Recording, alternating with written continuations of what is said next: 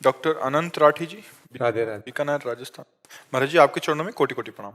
महाराज जी, मैं एक मनोरोग चिकित्सक हूँ। किसी भी रोगी की मानसिक पीड़ा कम करने के लिए मेरे मन में क्या भाव होने चाहिए और भगवत भाव किस तरह किसी रोगी की मानसिक पीड़ा को दूर कर सकता हाँ, बात ये समझनी कि उसकी जो मानसिकता है वो ऊर्ध्वगति रहित हो चुकी है। मतलब अच्छे विचार और उत्तम विचार रहित हो चुकी है और वो पतन की तरफ ही जाएगी।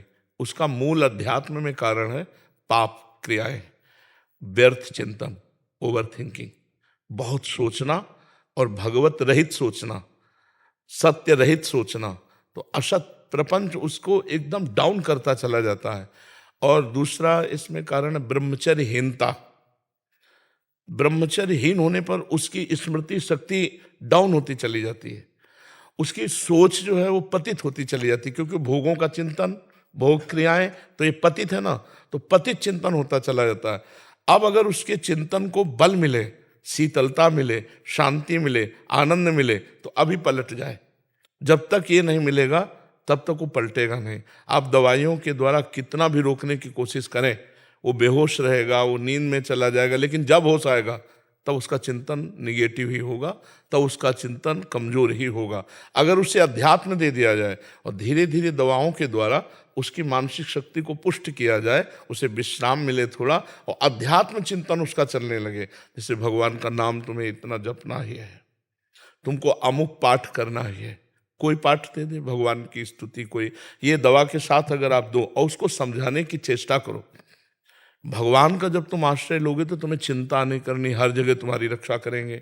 भगवान का आश्रय लोगे तो एक सेकंड में उन्होंने अनंत सृष्टि रच दी, तुम्हारे लिए हर व्यवस्था कर देंगे। भगवान इतने महाबलशाली कि उनके आगे किसी की नहीं चलती, और वो हमारे हैं, तो आपको चिंता नहीं करनी। आप जो व्यर्थ चिंतन करते हो ये ठीक बात नहीं है, उसके मन को व्यर्थ चिंतन से हमें बचाना होगा। तो जब तक हम नाम नहीं देंगे उसे, भगवत नाम, तब तक वो चिंतन करेगा तो क्या करेगा। आप दवा दे दिए, इसके बाद वो चिंतन क्या करेगा, तो उसका चिंतन बल। तुम रामायण देखो, आधा घंटे रामायण देखो, आधा घंटे महाभारत देखो, क्योंकि पहले वो बिल्कुल संसारिकता से थोड़ा अध्यात्म की तरफ तो झुके। अब उसे कह दो गीता जी पढ़ो, गीता विचार करो, तो शायद वो ना कर पाए। तुम आधा घंटे सत्संग सुनो, आधा घंटे नाम कीर्तन करो, उसे लगाओ।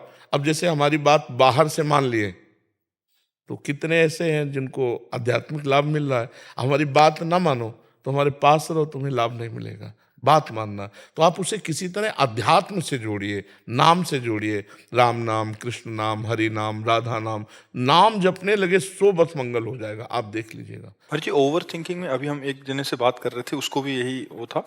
तो भय का बहुत वो रहता है महाराज जी, हर चीज का भय। वो मतलब बार बार कह रहा था मुझे डर लगता है, ये दवाई से डर लग रहा है, देखो, ये से डर लग रहा है। अपने द्वारा कुछ ऐसे पाप हो जाते हैं जिनको हम प्रकट नहीं करते, जिनका कोई दंड नहीं मिलता, वो बुद्धि पर, बुरी दशा आने के पहले बुद्धि बदली जाती है। समझ रहे हो ना।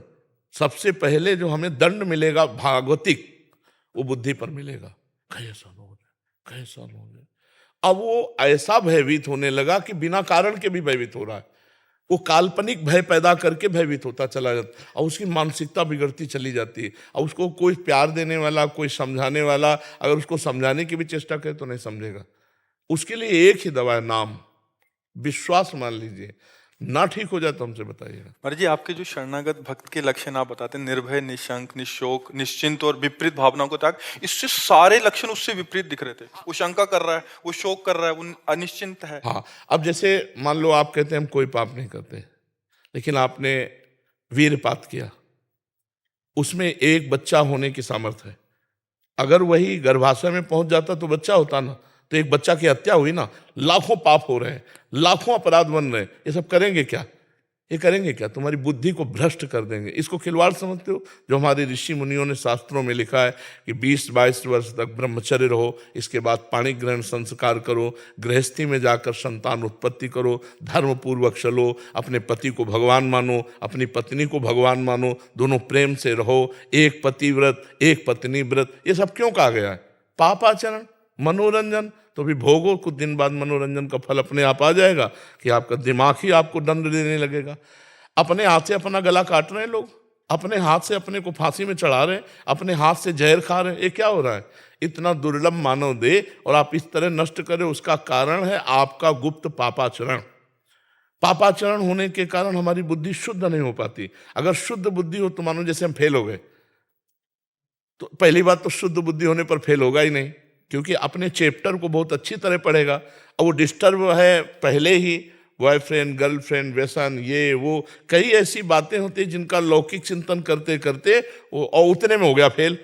अब वो सोचा घर वाले डांटेंगे और मेरी स्थिति क्या स्थिति। तो ऐसे कई हैं, किसान हैं, विद्यार्थी हैं, खिलाड़ी हैं, बहुत से लोग ऐसे हैं, व्यापारी हैं, जो अपने को असमर्थ असहाय असफल समझ करके और ऐसा नहीं करना चाहिए, ये नहीं करना चाहिए। और ये तभी रुकेगा जब बुद्धि शुद्ध होगी।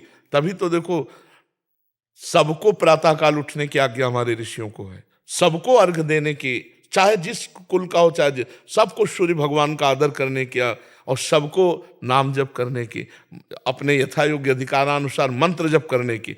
अब देखो गायत्री मंत्र का जो आखिरी अर्थ है वो परम सत्य मेरी बुद्धि को प्रचोदयात सत्य की तरफ प्रेरित करे। पूरा मंत्र तो हम नहीं करें क्योंकि अधिकारानुसार कहा जाता है।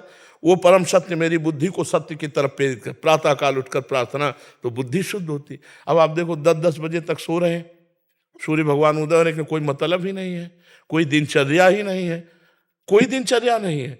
कुछ कार्य कर, मनुष्य जीवन व्यर्थ नष्ट करने के लिए नहीं मिला है। देखो आज भी बीमार स्थिति शरीर की है, हम 11 बजे उठ जाते हैं, 12 बजे तक बैठे रहते हैं, 12 बजे के बाद थोड़ा टहले फिर बैठ गए, 1 बजे शौच स्नान, 2 बजे आ गए रोड में, 2 बजे क्या 2 बजे के 10 मिनट कम, 1:50 पे आने। हाँ 2, और फिर देखो ये सब दिनचर्या चल रही है।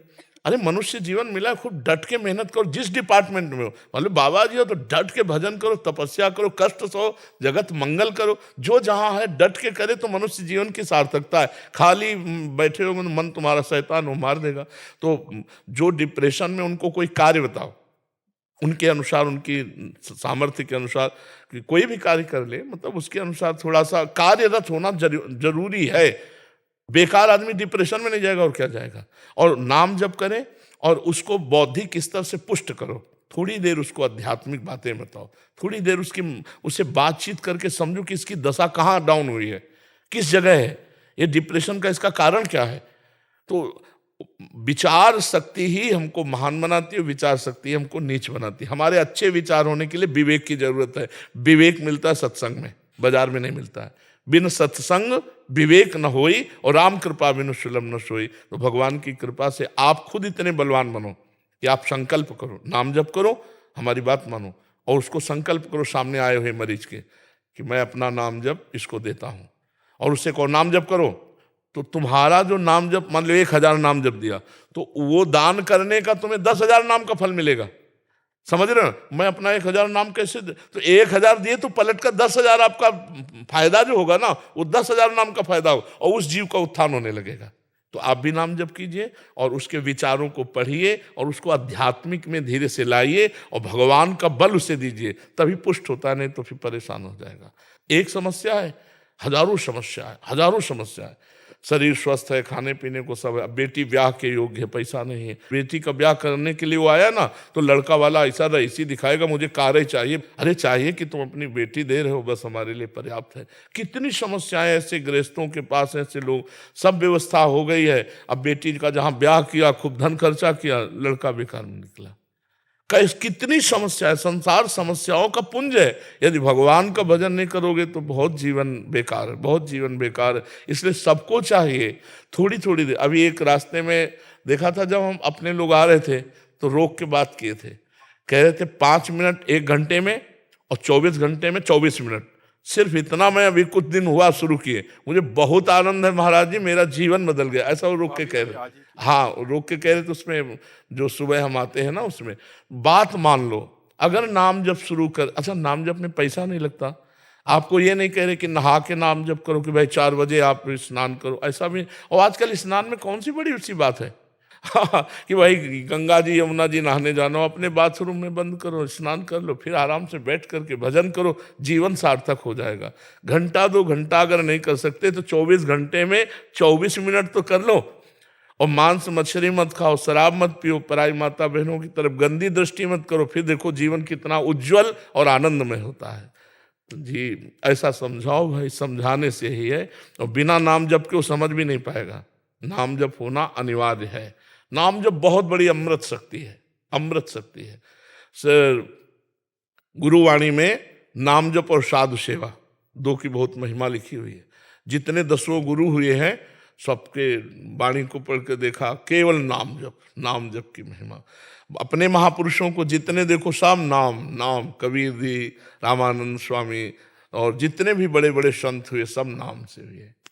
देखो इस मन की एक चाल देखो, चुप हुए देखो चल पड़ा, लगाए हो सुनने में तो जहां चुप हुए तो अपनी चाल चल पड़ा। अब अगर आपकी चाल नीच कोटि के चिंतन के है तो नीचे चला जाएगा, उच्च कोटि के है तो उच्च। इसको फंसाना है। हम कार्यरत हैं तो मन लगा हुआ है, जहां कार्य से हटे तो राधा राधा राधा राधा राधा राधा फौरन लगाओ इसको। फिर कार्य में लग गए, फिर भूल गए, कोई बात नहीं, फिर याद आया, फिर राधा राधा राधा राधा। इसको देखो लगाओ तो आनंद आने लगेगा। नहीं, ये असत चिंतन करता, बहुत ये दुष्ट है। ये गंदी गंदी बातें पकड़ लेगा और अच्छी बातें पकड़ेगा नहीं। इसको अच्छी बातें जबरदस्ती पकड़ाना पड़ेगा, और अच्छी पकड़ लिया तो जीवन मुक्त हो जाएगा। इसको देखो, इसकी चाल देखो, जहां शांत हो वो चल पड़े अपनी चाल पर। कोई व्यक्ति लाएगा, कोई वस्तु लाएगा, कोई घटना लाएगा, कोई भोग लाएगा और उसी के चिंतन कराएगा, हमारे पावर को नष्ट करता जाएगा। जो हमें मनुष्य शरीर में पावर मिला है, चिंतन के द्वारा पावर बढ़ता है और चिंतन के द्वारा ही पावर नष्ट होता है। असत चिंतन के द्वारा पावर नष्ट होता है और सत चिंतन के द्वारा पावर बढ़ता है। तो पावर बढ़ाने वाला चिंतन कोई बिरला ही करता होगा, नहीं, पावर नष्ट करने वाला ही चिंतन होता है।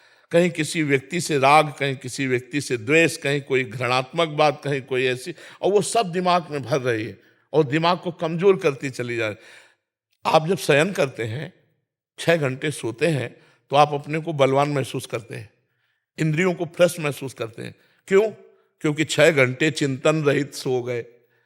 6 घंटे संसार का चिंतन नहीं हुआ, कोई चिंतन नहीं हुआ, इसलिए आपकी इंद्रियों में बल आया। यदि 6 घंटे आप भगवान के चिंतन में संसार को भूल जाए तो सोचो क्या स्थिति होगी।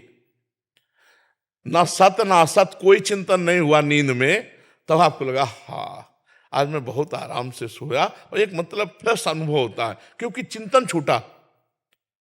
अगर आदमी को नींद ना आए तो आदमी परेशान हो जाए। क्यों? क्योंकि उसका चिंतन नहीं रुक रहा, उसको चिंतन रोकना है। अगर हम वही चिंतन नाम के बल से रोक दें, राधा राधा राधा, तो 6 घंटे ना सोए भी तो भी आनंद बना रहेगा। 1 मिनट दिन में नहीं सोते, रात्रि में 8 से 11 ये समय शयन का है। अब इसमें जो आ गई सो आ गई, राधा राधा राधा राधा राधा। तो हमारा चिंतन का ठिकाना तो होना चाहिए, कोई ठिकाना तो होना चाहिए। जैसे जल जहाज का पक्षी है, उड़े कितना भी उड़े, उसका ठिकाना वही जल जहाज में आना पड़ेगा। ऐसे ही हमारा मन कितना भागे, एक ठिकाना तो होना चाहिए। अब आपके मन का ठिकाना ही नहीं है, वो सोचता ही चला जा रहा है, तो आप परेशान नहीं हो जाएंगे। एक ठिकाना रखो, राम नाम, कृष्ण नाम, राधा नाम, राधा राधा राधा, उड़ा मन गया संसार में, संकल्प फिर आया राधा राधा राधा, फिर उड़ा, आप बच जाओगे।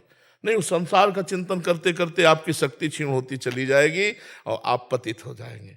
आप देखो, जो ठीक से चलते हैं उनका अलग जीवन होगा, जो पतित चलते हैं वो थोड़े दिन के लिए आपको प्रकाशित दिखाई देंगे, लेकिन बहुत बुरा फ्यूज होंगे, बहुत बुरा वो पतित होंगे। गंदे आचरण करने वाला कभी उन्नतिशील नहीं हो सकता, चाहे जितना बड़ा धनी दिखाई दे, खोखला होता है अंदर से। जैसे लकड़ी है ना, घुन लग जाए तो अंदर से खोखला कर देती है, बाहर से अच्छा दिखाई देता है, अंदर से खोखला होता है। धर्मात्मा पुरुष बाहर से भले कम पैसे वाला दिखाई दे, बाहर से वो अच्छा ना दिखाई दे, लेकिन एक दिन वो चमकेगा। और जो अधर्म वाला होता है, बाहर से भले चमक रहा है, वो एक दिन फ्यूज होगा, पक्का समझ लीजिए। अधर्म आचरण नष्ट कर देता है। तो हमें लगता है कि हमारे मन को एक ठिकाना चाहिए, वो है ठिकाना भगवान का नाम। बस नाम में लगवा दो कि ये औषधि है और ये परम औषधि है। राधा राधा राधा बोलो, 10 मिनट बोलो, 20 मिनट बोलो, फिर धीरे धीरे ठीक हो जाओगे।